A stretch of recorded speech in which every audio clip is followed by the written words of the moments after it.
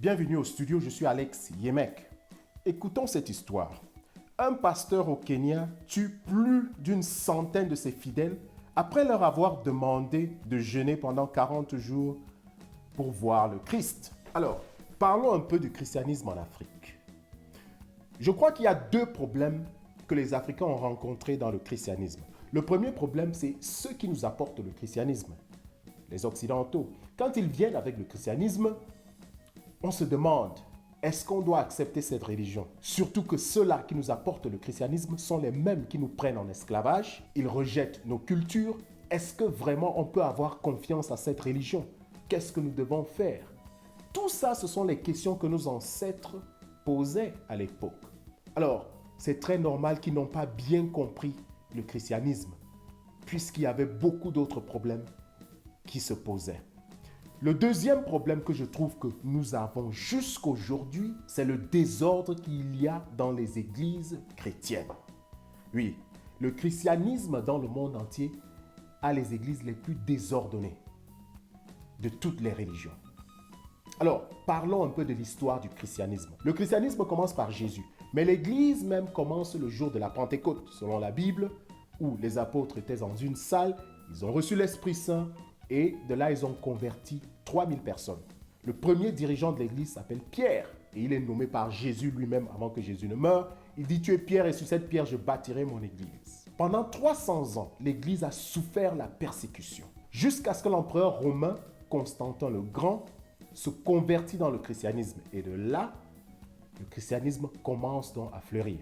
Alors, au IVe siècle, après la persécution des chrétiens, le pape Damas Ier envoie un prêtre qu'on appelle Père Jérôme pour commencer à assembler la première Bible. Les livres de l'Ancien Testament sont en hébreu, les livres du Nouveau Testament sont en grec. Le Père Jérôme parle les deux langues, mais aussi il parle latin. Alors il assemble la première Bible, il prend 46 livres de l'Ancien Testament et 27 livres du Nouveau Testament. La première Bible a 73 livres, on l'appelle le Vulgate. Latin Vulgate, c'est écrit en latin. Alors le premier problème que l'Église a, c'est que l'Église ne veut pas que les fidèles lisent la Bible directement sans qu'il n'y ait quelqu'un qui leur enseigne ça. Alors elle ne met pas la Bible disponible à tout le monde. Seuls les prêtres de l'Église catholique peuvent enseigner la Bible. Pourquoi? Parce qu'ils prennent des formations rigoureuses pour bien comprendre la Bible qui est si complexe. Alors, au XIe siècle, la première division de l'Église arrive. C'est l'Église orthodoxe. Elle ne veut plus faire partie de l'Église catholique parce qu'elle ne veut pas être dirigée par le pape. Mais la doctrine ne change pas. L'Église orthodoxe et l'Église catholique sont très similaires. Alors, au XIIe siècle, c'est l'Église anglicane qui se sépare de l'Église catholique. Qu'est-ce qui se passe? Le roi d'Angleterre veut divorcer. Alors, il demande au pape. Le pape dit non, l'Église n'accepte pas le divorce. Alors, il dit, ok, si c'est ça, nous allons faire notre propre Église. Et c'est le roi d'Angleterre qui sera la tête de cette Église. C'est ça qu'on appelle l'Église anglicane. La plus grande division vient au XVIe siècle avec un prêtre qu'on appelle Martin Luther. Il dévoile la corruption de l'Église. L'Église avoue qu'elle était corrompue après la grande réforme protestante. Mais il fait une erreur, c'est qu'il combat aussi la doctrine de l'Église. Il supprime 7 livres de l'Ancien Testament dans sa nouvelle version de la Bible qu'il traduit en allemand.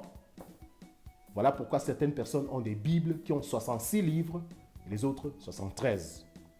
À partir de là commence le grand désordre de l'Église. Pourquoi? Parce que les protestants, qui sont les calvinistes, baptistes, presbytériens, pentecôtistes, luthériens, toute religion qui n'est pas catholique ou orthodoxe est appelée protestante. Les églises de réveil et tout.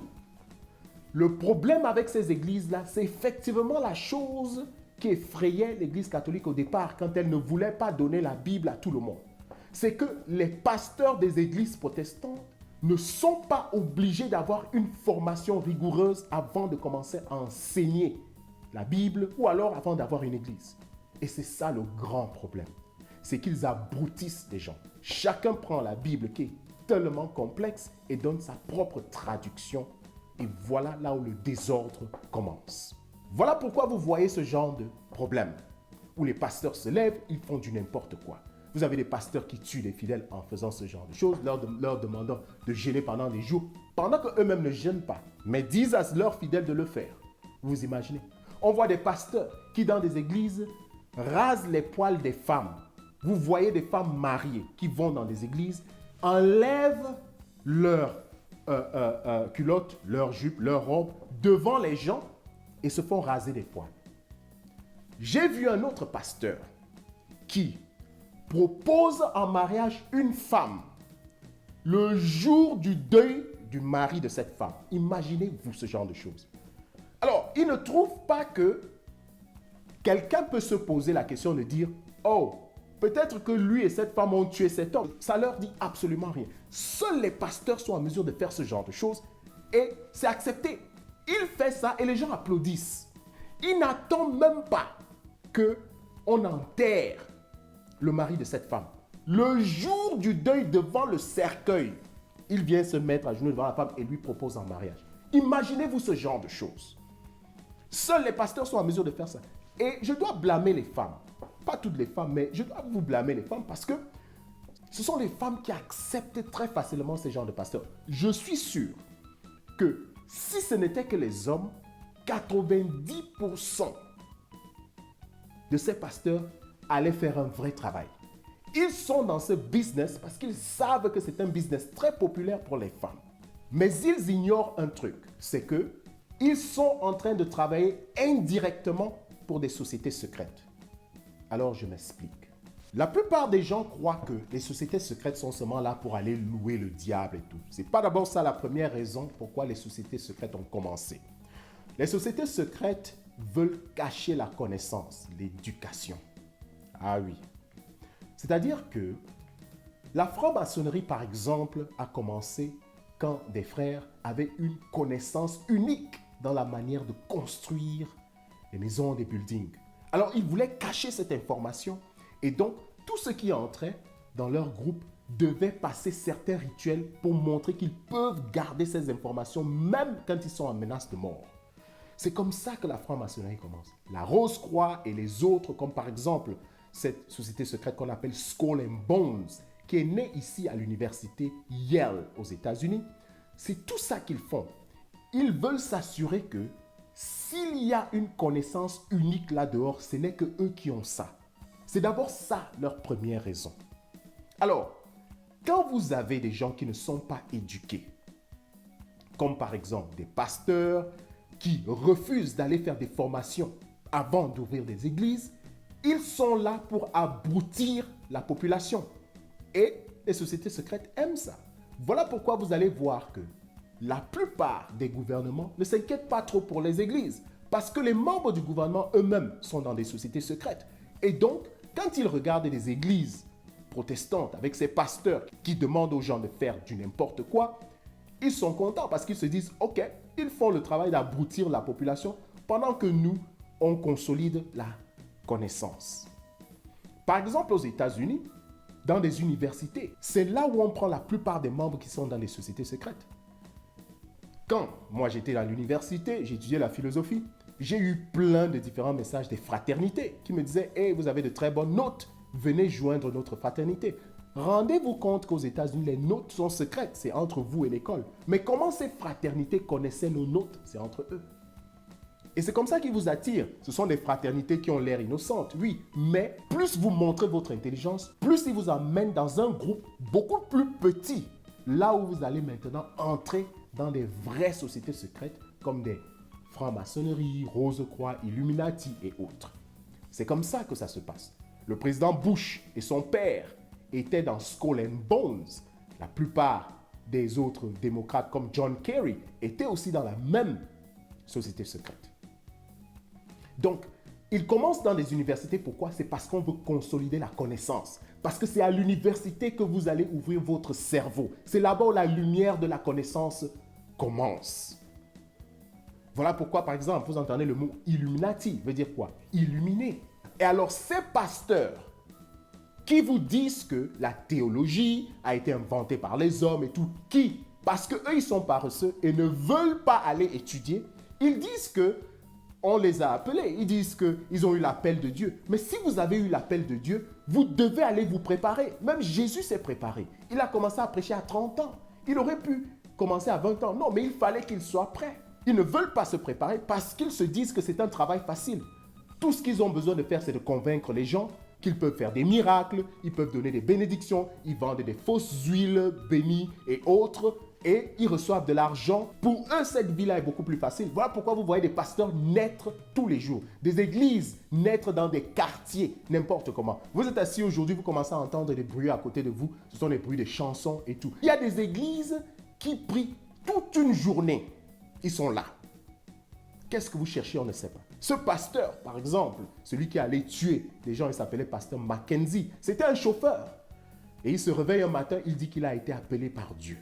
Vous travaillez pour des sociétés secrètes sans le connaître parce que vous abrutissez la population.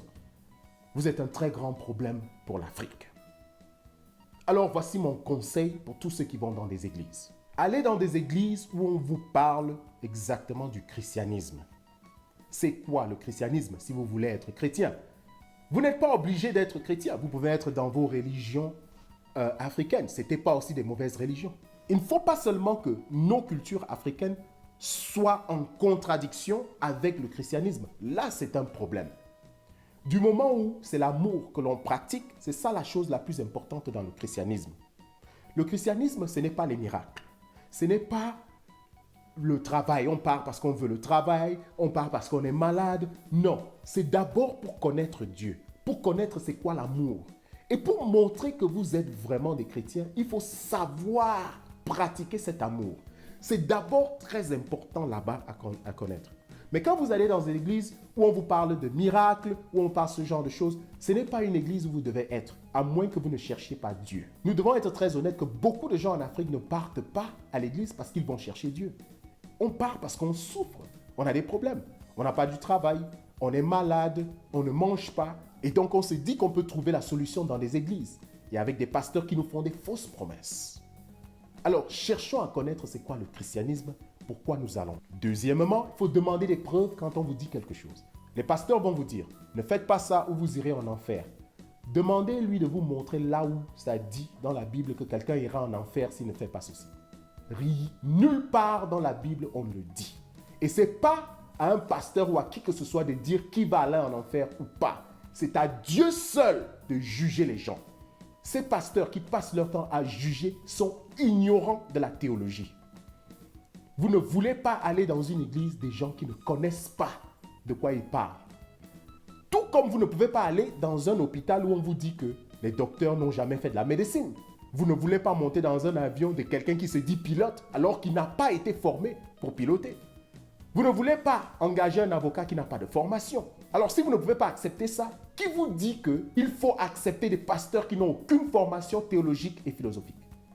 Un pasteur doit avoir au moins 4 ans de formation de théologie et de philosophie.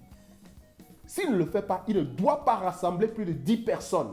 Il ne doit pas avoir le droit d'ouvrir une église. On ne peut pas s'en passer de l'éducation. Parce que la Bible elle-même dit que nous périssons par manque de connaissances ou alors manque d'éducation. Elle ne dit pas que nous périssons par manque de foi ou par manque de prière. Ce n'est pas ce qu'elle a dit. Si Dieu inspirait ses pasteurs, il allait aussi leur inspirer la Bible. Mais la Bible est en forme de livre. Pourquoi? Parce qu'il faut apprendre à lire. Ah oui, et si on doit apprendre à lire, on apprend à lire où? À l'école. Qu'on ne nous dise pas que l'école n'est pas importante. L'éducation est la chose la plus importante que l'homme doit avoir dans ce monde. C'est mieux d'avoir le cancer que d'être un illettré. Parce que celui qui a le cancer peut encore par son éducation faire des recherches et trouver la solution. Mais celui qui est illettré ne pourra jamais s'en sortir dans ce monde. Il va être utilisé par tout le monde. Et ça, c'est pire que d'être malade d'un cancer. Assurons-nous que nous sommes dans des bonnes églises. Je ne suis pas en train de dire que les catholiques ou les orthodoxes sont parfaits. Ce n'est pas ce que je suis en train de dire. Mais au moins, ils prennent le temps de former leurs prêtres. Malheureusement, aujourd'hui, on compte plus de 40 000 dénominations protestantes. Et l'un des plus grands problèmes de l'Afrique, ce sont ces églises dont nous sommes en train de parler. Combattons pour annuler l'aboutissement de ces églises dans nos populations. Merci.